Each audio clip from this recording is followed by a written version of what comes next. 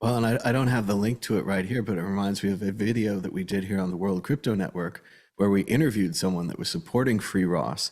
And I took a video of an animation that Ross had made from inside prison. And I think it was a very similar plant featured in that video. And it was kind of a he is a dying plant in prison metaphor.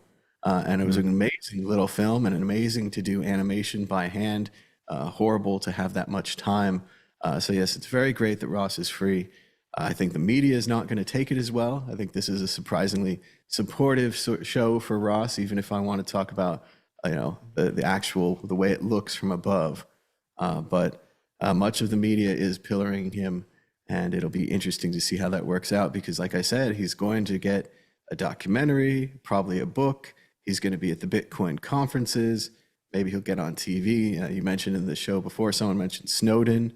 Maybe this is a similar situation to Snowden or what's it, Julian Assange, maybe, or one of the other ones. It's just what an interesting and amazing end to this story. How completely unlikely. Like even with the Trump like promise and the Libertarian Convention and all these other things, there's other things he promised, putting a libertarian in his cabinet, paying for renovations on his house, whatever it is. He doesn't pay for a lot of things, but this time he came through. And I just think it's an amazing ending to this story, Josh. We have so many of these stories that we cover over and over again. I think we might have missed it in the roundup, but the guy who had the hard drive in the garbage dump, I think that one's over as well. He just lost his court case. They're not going to let him look through the garbage dump because it violates the privacy of other people if he found other hard drives.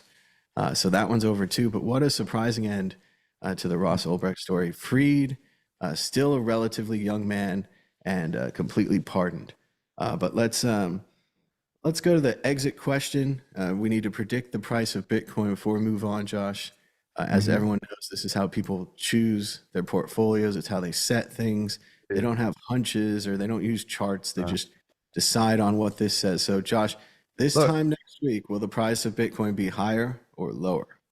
according to my underpants, it's going to be higher. Higher is always good. Will the price of Bitcoin be higher this time next week? Moving on to issue two.